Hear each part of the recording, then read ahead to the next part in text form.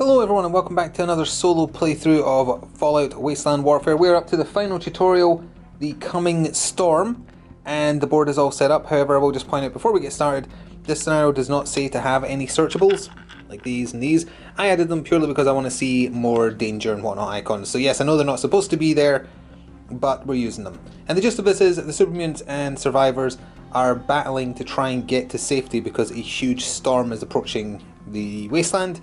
And they are afraid of what might happen when it arrives, flooding, electrical storms, acid rain, who knows. So they are going to try and get to a sadly unpainted abandoned vault. And the rules are, it goes 6 rounds, and then the person with the leader closest to salvation wins. Or if either leader dies, the sole survivor or the supermutant brute, then it's an instant win for the other side. And there will be some problems arising as the match plays, which is what these are related to. There's 5 of them on the table, the 4 corners and then the dead centre. But let's go over the 2 sides. So because this is the final tutorial, it's basically introducing all the rules. So what we haven't seen so far, the sole survivor has been upgraded to not being day 1 anymore, so better stats. But they are also heroic, and they have a perk. So heroic is something you can give unique units, and it does a bunch of stuff. It gives them access to crits on their weapons, so if you get successful hits you build crit. A crit is a guaranteed hit plus bonuses. Gives them access to luck, which is related to their luck stat. So Soul Survivor has 4 luck. You can use that to reroll, you can subtract 2 from a skill roll to try and make it land, for instance. Gives you access to all the possible things you can use quick actions on. Also gives you access to VATS, which is just at the start of your activation you roll a blue die. If it's a Nuka-Cola bottle, you get a free quick action, just like that. Also has the 2 super armor for being a unique character in a survivor crew. The perk is Hunter, so if if he is shooting at long range with his rifle, he gets a bonus green die for a better chance to hit. He's got a laser rifle, Stimpak. Aspirant Goddard, in his Brotherhood of Steel power armor, he has a blood pack, a 44 revolver and a baseball bat. Dogmeat has his dog bite. As has been pointed out, Dogmeat got nerfed pretty hard in an errata that I have not been using. His agility has been nerfed down to 6, so that's his health and chance to hit. Because we've been using him as 8 for the other tutorials, we'll probably do that for this one, but then going forwards, he'll be nerfed. Then we have the 2 survivors. They are equipped with assault rifles and 1 Nuka-Cola cherry, or 2, I can't remember how many, but either way, assault rifle and at least 1 Nuka cherry. So then we have the villainous AI. So we've got a supermutant with a sledgehammer, sturdy leather armor, 3 frags, and a Stimpak. That's him there. We've got the brute. He is also a heroic leader with a perk, so he has 3 luck, and he gets all the same stuff from heroic as the sole survivor does. He has the brawler perk though, so he's a dirty fighter, so he gets an extra yellow die in close combat, and for whatever reason he is more charismatic by 2. I don't know, maybe he had elocution lessons. I could use those from what was that Shakespeare DJ called in that one quest in Fallout 4? I don't remember his name. And despite having a sledgehammer, he's actually equipped with a plasma rifle and a pipe wrench. Then we have the aviator, equipped with the aviator cap, iguana bits and a bolt action pipe rifle. The enslaved tech, combat rifle, patched 3-piece suit and mutant hound meat, which is a little insensitive because there's also 2 mutant hounds. The deployment, we're going to set up for in a second. The supermutants are over here. It's a very small deployment, 2 inches in, black range up. They'll be deployed there. And then the survivors will be right up against this side. So the scenario does not state which team gets first turn, unlike the other tutorial ones where it did specify. So I'm just taking the first turn as survivors. This settler moved up twice to the searchable, which again is not supposed to be in the scenario. I just want to hopefully do some danger cards just to see what they do, and that is exactly what will be happening. He gets an item plus a danger card. Also, lots of items to pick from now because that is all the expansions available. Just going to pick randomly. Oh, what did that say? Spiked. He may equip it to 1 blank face of any 1 black, blue. I'm not colourblind. Black, yellow, or green counts as an armor break. Is he got? They don't have melee weapons, sadly, but if any of the settlers do get a melee weapon, there is a mod you can stick on a melee weapon, which is the knife there. But more importantly, he does have a danger card. So let's see what danger he has to do that I've done to myself. Good fortune. The glint of metal catches... Okay, so test perception. If you pass it, you gain some bottle caps. Since we're not playing a campaign where gaining bottle caps matters, technically doesn't do anything, so we'll just skip that and move to the first AI turn. So the first activation for the AI was the Brute Leader himself, and he wants to attack, so he moved up twice, and he did on VATS get a quick action, so he is able to fire, but it's at his skill -2 with his plasma rifle, which means his skill is 1, so it's not very likely to do anything, but he's shooting the settler. He actually did get a 2, but that is not good enough, because his skill is currently 1. He did also, however, end his action close to this, so he's going to nab this. It is a perception check. Does he have a perception skill? He does, okay, it's 3. He failed it, so he still gets an item, but then he gets a danger card. And presumably the AI would want to do this, so the Brute has found himself some Fury. What is that buff? More defense. It lowers some stats as well. Okay. Well, that is an option for him, but then he also gets a danger card. Unreal. Tournament. If a non-creature enemy is within green, you hear a shout goading you that you've come to collect the bounty. If a non-creature enemy is within green. There is not. So, presumably that does not apply. Although it does say they think you're a synth. If a non-creature enemy is within green. Yeah, okay, so there's no bounty hunter nearby, so it doesn't apply. That's a shame. Alright, back over to the survivors. Aspirant Goddard activated next. He moved up twice, and he is searching this. Searchable. It's just a danger card and nothing else. I did this to myself. Containment leak. Gas can be heard leaking from somewhere. Can you find it quick enough? Test perception to find and shut it off, otherwise you take some radiation damage. Okay. What is Aspirant Goddard's perception? 3. Oh dear. That would be a fail. So a fail, it's it's an orange burst of 2 radiation damage plus potentially armor break, a -1 on armor. He's got power armor though. His radiation defense is 4+1. It becomes 3+1. He blocked it. Oh sorry, no, he didn't guarantee block it. He's guaranteed to block 1 of the 2 damage. He did it, because it would have been 4+1, it got lowered to 3, he got to 3. So, he managed not to injure himself. Good job, Goddard. The Aviator Cap Super Mutant activated next, and he wants to do the objective, and the objective is kill the sole survivor, so he just moved in the general direction of the enemy, and also kind of like the middle of the map where I imagine most of the fighting is going to happen. The sole survivor activated, and trying to game the AI a little bit here by moving him up twice with Goddard, trying to lure the super mutants into the centre where they can hopefully have a nice firing line while also getting over to the vault to secure it. But that's all he did, just moved up yellow twice. One of the 2 mutant hounds that was down here was the next AI to activate, and it wants to just charge in with reckless abandon to eat something, so it moved red twice to the crater you can see there, bearing down on that poor settler over there. Dogmeat activated next, and he has moved red up, following behind his owner over there. It's really weird though, after he finished his activation I swear I could have heard a roar somewhere. The super mutant with the sledgehammer and frag grenades and such wants to attack the objective as well, so he has simply moved up, creating a strong firing line. Sorry, was that one activated there? A strong firing line there in the middle, so that's just another mutant hound and the enslaved tech to go for the super mutant side. But it's just a single lone settler to go for the survivors to end their first turn. So the other settler has moved up once and is deciding to take a shot at this mutant hound, who is slightly obscured. His base is obscured by this, so it's skill -2, meaning a 4 with the assault rifle at long range, so it's just an added black die. That's a hit. A 2 with an armor break. So the super mutant hound has just 1 armor, which is gone, so the damage gets through, and that is 2 damage to the poor mutant hound. However, something untoward has happened, and the ground behind him has started to shake.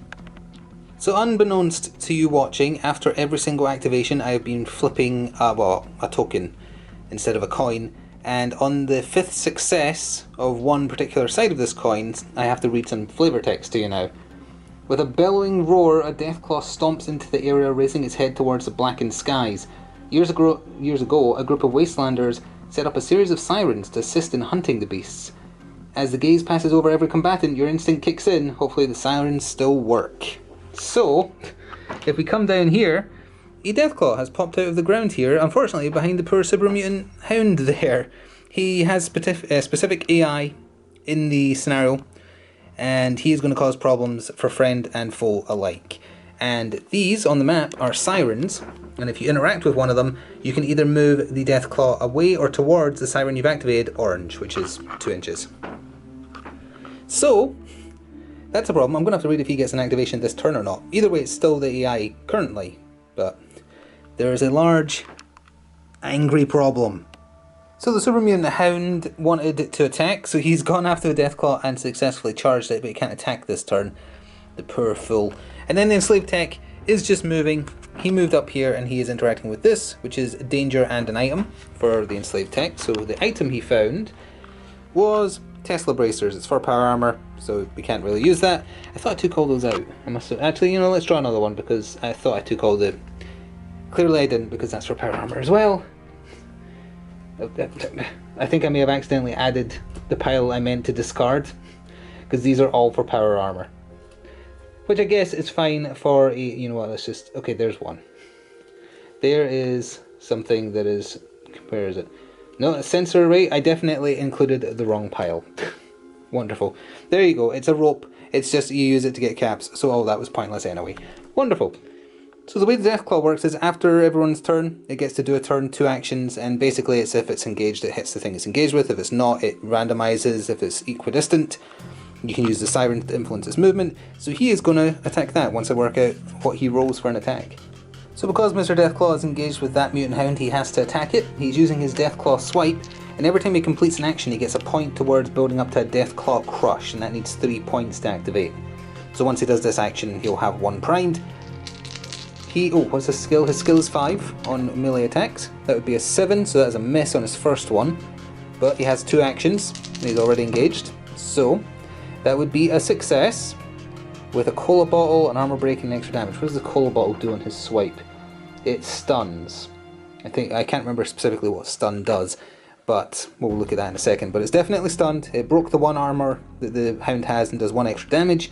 Its base damage is 2, so that Hound just took 3 damage. And with that, that takes us into battle round 2.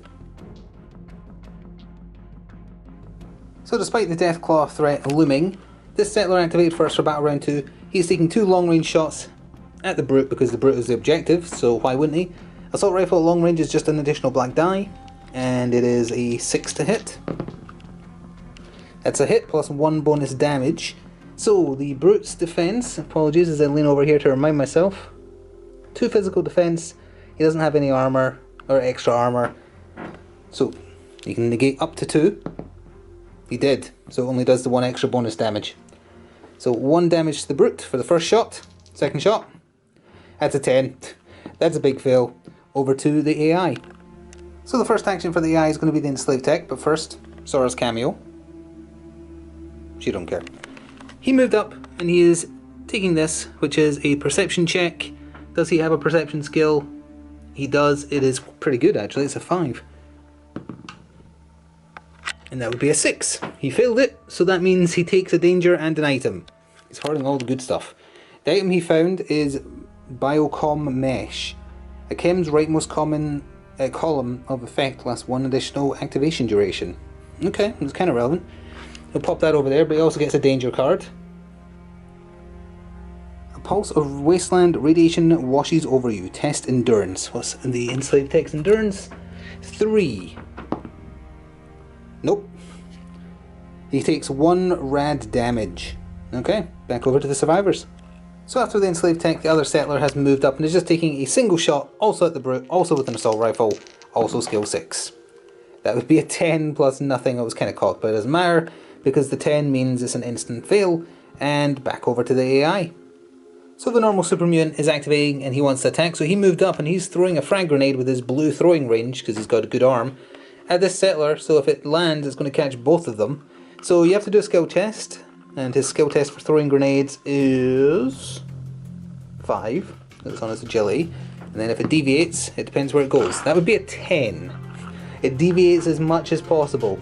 3 plus means it deviates yellow in a random direction. It deviates 3 in this direction and then explodes for 2, so that would mean it catches nobody. Aspirant Goddard activated. He has moved once, and now he's firing his 44 revolver at the super mutant who just activated, so that is skill die plus 2 yellow. It only has blue range, it doesn't have 2 ranges. And his skill with a pistol because it is a pistol. It's only perception 3? It's not even buffed by the power armor. That's terrible. But luckily he actually got an exclamation mark, which counts as a 1, and it would have been -1 there. So it's 2 damage with 1 armor break. The bog standard super mutant has 1 armor, so it's negated. He does, oh wait no, sorry, he has a sturdy leather armor, which actually gives him 2 bonus. So he still has 2 physical armor, so he could potentially ignore the damage. He took 1 damage because he ignored 1. This super mutant hound engaged with the Deathclaw activated next, and he is in over his head, but he wants to attack twice, so he's gonna. He needs, was it 6s? I just looked. Yep, 6s on his dog, or mutant hound bites, which is basically a dog bite. So the first one is a success for 1 extra damage plus 2 cola balls. That would just remove Overwatch, which doesn't matter. The Deathclaw is 3 + 1 physical defense. So let's see. He blocked 1 + 1, so the 1 extra damage did actually get through. The bonus damage did. Deathclaw has 12 HP, incidentally. I don't have any single damage. Oh no, I don't have any single damage icons. I'll have to wait unless he does more damage with the second bite. 6s. There's 8. Nothing. Okay, all said and done, he did 1 damage to the Deathclaw, who has 11 HP left. Dogmeat activated, he moved and then charged into the super mutant in the middle of the board there, but he can't attack this turn, but he'll get his charge bonus next turn. Assuming I remember, that is. So now it's just, well, the Soul Survivor still has to go for my side, but of the mutants we've got the leader, the aviator, and then the other hound as well. So the super mutant brute activated, and he wants to do the objective carefully, so I interpreted that as him advancing but carefully. So he has done a double move to roughly there. He also, via VATS, got a quick action, which he then used to move into cover here, so he is gunning for the Soul Survivor over there. So the Soul Survivor was my final activation for the survivors. He has moved up to there, and he is going to fire at the brute with his laser rifle. Now, he's actually within minimum range, because minimum range is black for the laser rifle, so he doesn't get his long range bonus on his perk. However, he did get a VATS quick action, so he'll be getting a second shot, despite having moved, at a -2 to his skill. However, the first shot is just his base skill, which is 7, got a blue and a black die, potential to burn. It's also energy damage, not ballistic. So that is, unfortunately, 8. So the first shot has missed by 1 with no alterations. So the next one is a skill 5. And that is an instant fail. That is real bad. Alright, well, it's just the other mutant hound and the aviator to go for the super mutants. Depending on what they do, we'll cover both activations at once, or separately if they do something. So we're going to cover the super mutant here's activation. He wants to attack, so he's gone after the Deathclaw. So he charged in and is going to attack with his other action, throwing in a black die for the charge. And and also realised could have used luck to get -2 on one of those shots via the Soul Survivor shooting the super mutant. Too late now. It will come into play next turn if it is still relevant by then. So anyway, 6s. Knock the scenery away. So that would be a 5 with 1 bonus damage and 2 armor break and a star, which I believe is a quick action, but they can't quick action attacks. So the Deathclaw's armor, 3 + 1. So it's actually only 1 + 1 because of a 2 armor break. And he did not block it. So only the +1 protects him, meaning he took 2 more damage. Because the +1 can't be destroyed and affects whether or not you succeed your roll. So the Deathclaw now has 3 damage on him. The aviator still has to go, and then it'll be the Deathclaw's turn. So the aviator wants to attack. He moved once and is now going to shoot into the melee of the super mutant and Dogmeat. So it's skill +2, and he already has +2 from his perception. So I think he's at perception 8. And that would be a success with a quick action, even ignoring the -2 with +1 bonus damage. However, now he needs to see who's shooting. Just going to use a d6 for this. 1 to 3 Dogmeat, 4 to 6 the super mutant. Oh dear. He shot his friend. Well, thank you for that. So his armor on this friend is 3, but it becomes... oh no, it is just 3. That's extra damage. Alright, 3 armor on the super mutant. He blocked 2 of it. So it would have been 2 base damage, right, for the aviator's pipe pistol.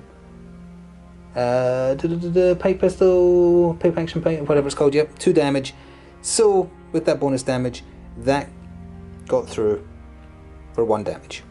So to end battle round 2, it's the Deathclaw's turn. He's just going to hit the same super mutant to try and finish it off. Whether or not he succeeds with this attack, it will then prime Deathclaw Crush. So let's just see what he gets with this. 5s. That's 8 minus 1, so he actually missed, but it's regardless of that, he still primes Deathclaw Crush, so let's look at this. If non-friendly in line of sight after any action, add a token. This would have been his third token. When primed, attack action to use Crush. The skill roll required is the Deathclaw's strength minus the target's agility. Okay. Deathclaw's strength is 11. What's the agility of a mutant hound? Sorry, I have to come over the other end of the table. The agility of a hound... Oh, it's actually, they're pretty agile. They're 7. So that means his skill is 4 then on this. Oh, also it's 3 yellow die. I don't have a third one handy, so we'll just have to add on an additional. He succeeded regardless, and we'll just reroll that because it's blank. That was a cog. So he succeeded with it in 3 armor breaks, so he got through all the armor of the hound easily, and that does 3 damage and stuns, and then throws the target yellow. Splat. He had 2 health left. That hound is dead, and that takes us to the start of battle round 3. So to get battle round 3 started, Dogmeat the bestest boy is activating, and he's just going to try and nom the super mutant he's engaged with. So that's his bite there. Oh, charge bonus. I remembered. Charge bonus thrown in. Going to try and do extra damage since we're using his overpowered stat of 8, not his nerfed stat of 6 for this last match only. So it hit. What is that? That is an extra. Oop, that was extra damage. I knocked it. Knocked the scenery bit as well. My bad. So Cola Ball doesn't matter. So 1 extra damage, 1 armor break. The star is a quick action, which Dogmeat can do. He can do a move action. He might need to use that actually. So either way, 1 armor break ignores 1 armor of that super mutant, so it ignores his base, but he's still got armor of 2 thanks to his sturdy leather armor. He did not block it, so the full damage of 2 goes through, plus that one for 3. Does he only have 5 HP? He has 6 HP. So he just took 3 damage, and he has 2 on him. So he's up to 5, and he has 1 hit left. So that means Dogmeat's going to have to use his other action to attack again to try and get the kill. Doesn't get the black die this time because the charge bonus is gone. So it's just skill die, blue, green, yellow. That is a 6. It is hit for, well, it would have been a 5. Plus 1 damage. No armor break this time, so his armor is 3. He blocked 2 of it, so his armor is 2. It still did 1 damage, so he is still very dead. That super mutant is gone. Oh, additionally, his quick action means he can do a charge, because he has the quick action move charge icon on his card. He has to charge at 1 size less. He charges green, he charges blue normally, so it'd be green, which is more than enough to stop Mr. Aviator from being able to fire easily. So let's do that too. So we've officially got a problem now, because the brute activated and still wants to do the objective. So he moved yellow and then charged, and he is into combat with the Soul Survivor. So that's the 2 leaders locked in combat. He'll have his charge bonus. Now, Soul Survivor hasn't had a turn yet, so he'll be able to break combat. But that does mean that the brute gets a free swing. Gonna have to think about it. Goddard's nearby, and he does have a melee weapon, whereas the Soul Survivor does not. Okay, I'll need to think about it. So the Soul Survivor is going to activate, and he is going to try and break combat, and I think this is what the brute is rolling against him. So he has a pipe wrench, so that's like skill die, plus yellow, plus the charge bonus with battle cry, so that's green and black, plus his more than strength 7, so that's an extra black, and the yellow is from, where was the extra yellow from? There was an extra yellow from somewhere, where was it? Oh, the extra yellow was from his perk as being a leader, which throws in an extra yellow for Brawler. Now he is skill minus 2 on a getaway attack, so that puts him at 6, I believe. But that shouldn't be a problem. Nope, he actually got a crit, which I believe fills the crit bar for his... Well, does the pipe wrench have a crit? Oh, it does. Okay, so that's plus 1 crit. 2 extra damage. And minus 1, that doesn't matter. So that's 2 extra damage. That means that's 4 damage coming in. Now, thankfully, the Soul Survivor has 2 super armor that'll get chipped away instantly, and 3 basic armor, so 3 plus 2 currently. So blocked 1 plus 2, 3 damage is ignored, but how much was that in total? That was 4 and I blocked 3, so 1 goes through. So that means the Soul Survivor can move over here with his 1 damage. His 2 super armor is gone. for the game. And then with his other action, he's going to take a pot shot at the brute with his close range. What do we need here for close range? Need a blue die. Pardon me for stretching over the table. That's close range. Perception of 7. That is a hit with a nuke symbol. What does that do? Nothing. You need cola bottles with the laser rifle. Still, that is 2 energy damage. So pardon me, you need to come around this end of the table again. How much energy defense does this gent have? 2. So he could feasibly block it all. He did not. So he has taken 2 damage, and that is the Soul Survivor's turn. But got to remember he has 1 crit on him so far. Oh, and the Soul Survivor landed a hit there, so he also has 1 crit. So next AI move is the other mutant hound engaged with the Deathclaw, just leaving the Aviator and the Enslaved Tech. 2 noms on the Deathclaw, skill 6. That is a 6 with 1 armor break. I don't think the star does anything relevant. No, it doesn't, unless it wants to run away. It's the nuke that matters for the dog bite. So that is 3 damage coming in with 1 armor break. So that means the Deathclaw is currently at 2+1. It blocked 1+1, so it blocked 2. He took 1 damage, and change that to 2. He's not really feeling the pain yet, but there is another bite coming in. So let's get that out of the way. Skill 6. It got through with a -1, doesn't matter. +1 bonus damage again. No armor break this time, so it's 3+1. That is 2+1. Blocked all the damage. That's it. Aspirant Goddard activated. He moved and then charged. Sorry, he charged rather. He didn't move then charged. Charged into the brute because he is priority target. And let's see. Here are the dice. He's got a baseball bat, so that's skill die plus yellow and black. And then the green is being thrown in as his charge bonus. And he's better in melee than he is shooting. His shooting is pathetic. So this is 5. We need this to be. That would be an instant fail. He has no luck, so he cannot re-roll it.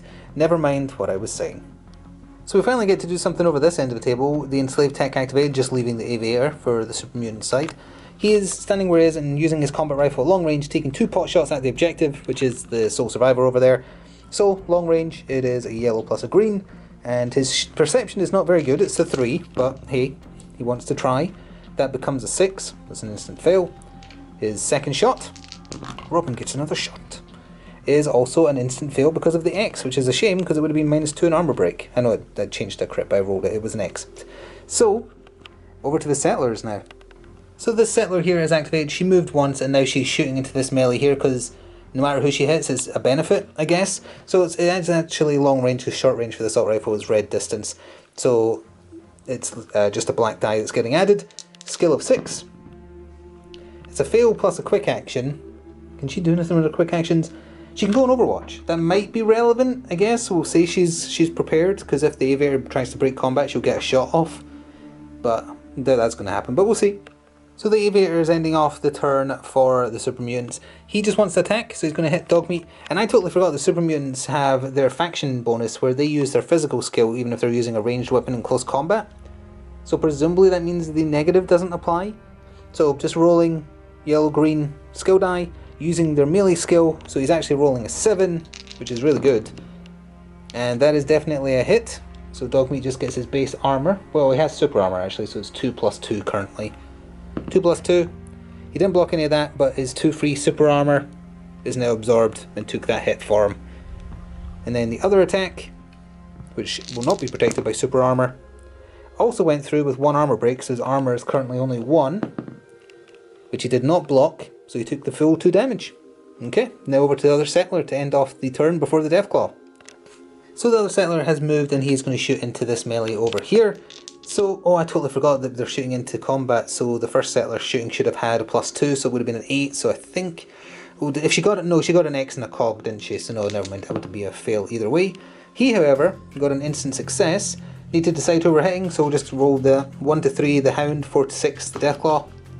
It hits the Deathclaw for 2 physical damage, so the Deathclaw has 3+1 defense. He blocked it and took no damage. So now it's just the Deathclaw. We might as well just go because he's attacking because he can attack. So the Deathclaw's normal swipe is 2 yellow and a blue to annihilate the poor Hound who has 3 HP left. Skill of 5.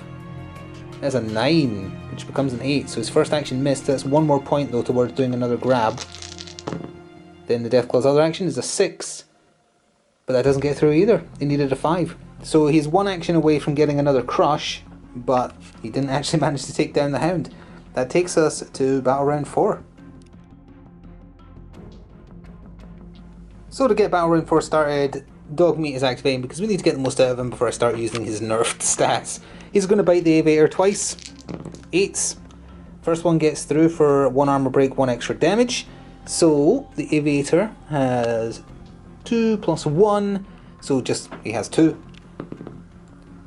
He didn't block any of it, so that is 3 damage through to him. Let me just grab the damage pips. That's 3 damage. The Aviator has slightly more health. He has 8, so he's not going to go down in this round of combat, I don't think. Other attack is an instant fail, which is a shame because it would have done 2 bonus damage and a break. Oh no, I need the nuke for the break. First action for the AI is the Mutant Hound. Going for the Deathclaw, you know how it is. 2 bites, skill 6. First one got through with 1 armor break, so the Deathclaw is at 2 plus 1. He blocked 1 plus 1. First bite does no damage. Second bite, it's a 7 with a minus 1, so it does hit barely. And normal 2 damage, so 3 plus 1.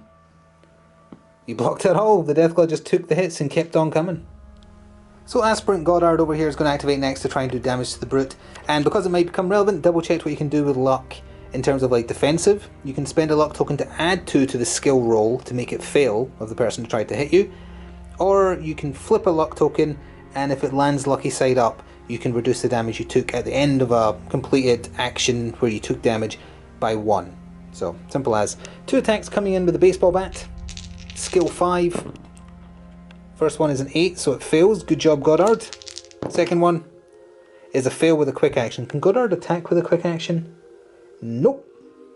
He can, however, go on Overwatch. I keep calling it Overwatch when it's not Overwatch, but it is prepared. He can be prepared. I think that means he gets to swing if the Brute tries to get away. But he can't swing back unless he does that, I think. It's still the most confusing part of the combat in this, honestly. Either way, Goddard wasted his turn, so back over to the AI.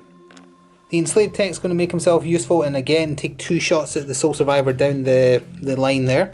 So, he has only got Perception 3, however. Instant fail on his first shot. Good job. Did Aspirant Goddard train you to fire?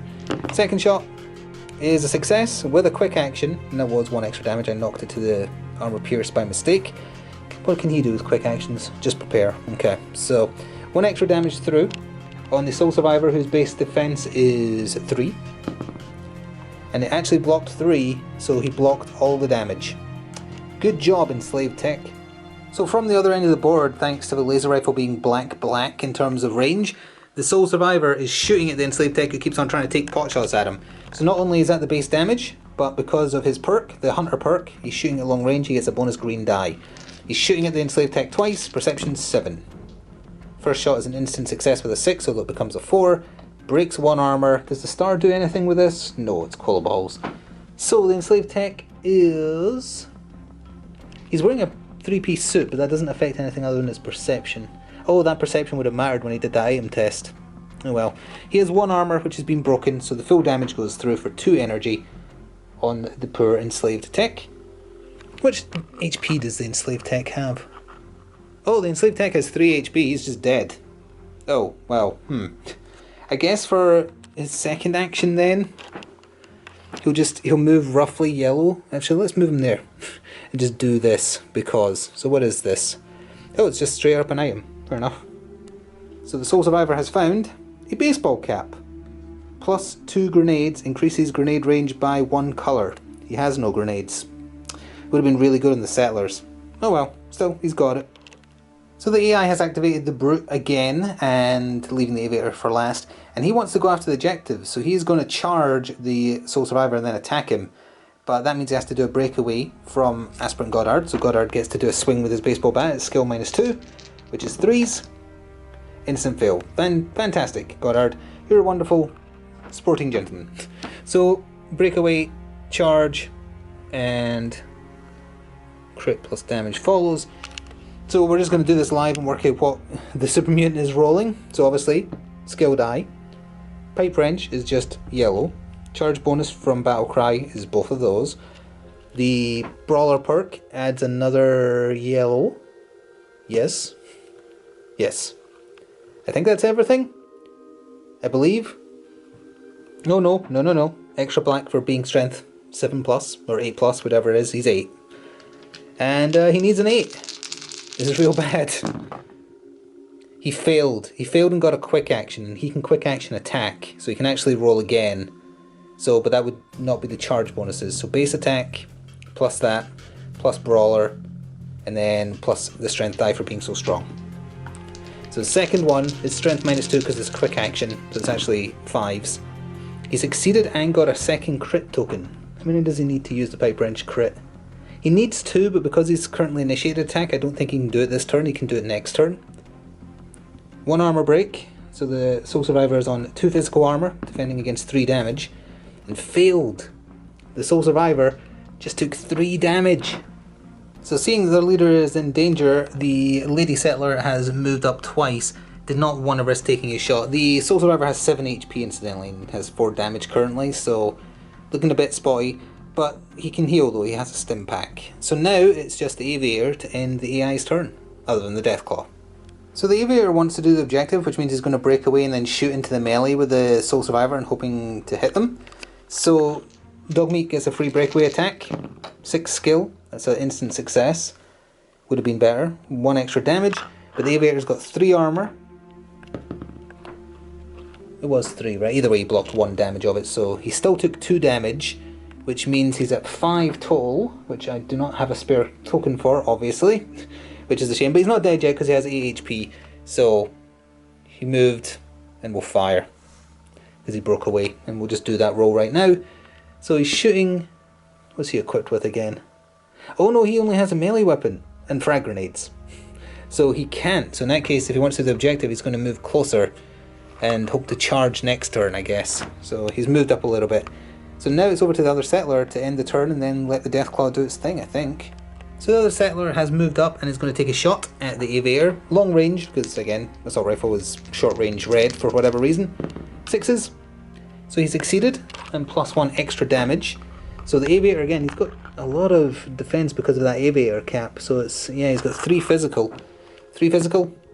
He blocked 2 of it. He took 1 damage. So he is on 6. And that is it to the Deathclaw. So the Deathclaw is activating and is obviously taking a swipe at the Hound. Needing 5s. Got a fail. That does, however, either way mean he can now do a Deathclaw Crush. So that is 3 yellows, and we already know from before it works out him needing a 4 because the Hound is quite agile. So it's definitely hit. And that would have been an armor break. So that's 2 armor break. It gets through, 3 damage. The Hound is dead. Goodbye, Hound. Does he get crits? No, he does not get crits. So the fact it was a crit doesn't matter. But now the Deathclaw is free. And we go into the penultimate battle round, where it might be the last turn one way or the other, because both leaders are in a precarious position. So to get battle round 5 started, which is most likely going to be the last battle round, the Soul Survivor wants to break away from the Brute as his first action. Although before that he did use a stim pack, so he's healed 4 back to full health. But the Brute obviously gets to take a swing at -2. So he is needing 6s. And he got it with a crit. Oh wait, he has a crit in general. I guess that would apply here. What is the crit means it automatically hits, I believe. So then you just throw in a black die, so you don't do the skill. You just roll everything else. So he's hitting for 4 damage again. And the crit guarantees, it is a guaranteed hit, so using luck here wouldn't matter. Well, let's see what armor he gets. The Soul Survivor has 3 armor. He blocked 2, so that means 2 damage is coming through. He's going to use one of his luck. How am I supposed to flip this with my hand holding the camera? It did not land on lucky side up. Presumably it also gets used up, so he takes 2 damage. But he does get to move away as his first action regardless of getting smacked upside the head. There's his 2 damage of his 4 back. And then he's going to shoot at the Brute. And he's going to shoot at the Brute with his plasma gun. Whatever it's called, sorry, laser rifle. And it's close range, so it's that, and a blue. And 7s. He got a crit. Unfortunately, to crit with the laser rifle you need 4 crits, and that's only his second. He did however get 2 cola balls, so he has actually set the brute on fire. I don't know what that means for him. I'll have to look that up in a second. The brute however has 2 armor, and he lost 1, so he has 1 armor, which doesn't block. Oh, actually it's energy defense. Energy defense is the same. So the full damage gets through. The brute has taken 2 more damage, meaning he is at 5 damage, which I keep forgetting you can flip a 2 and it becomes a 5. So there, he's got 5 damage of 8 HP. Oh, and his 2 crit markers will get removed because he used that. So, I'll quickly go check what the burn icon means. So being on fire means that when the brute activates he automatically takes 1 unavoidable damage. He can carry on as normal while on fire.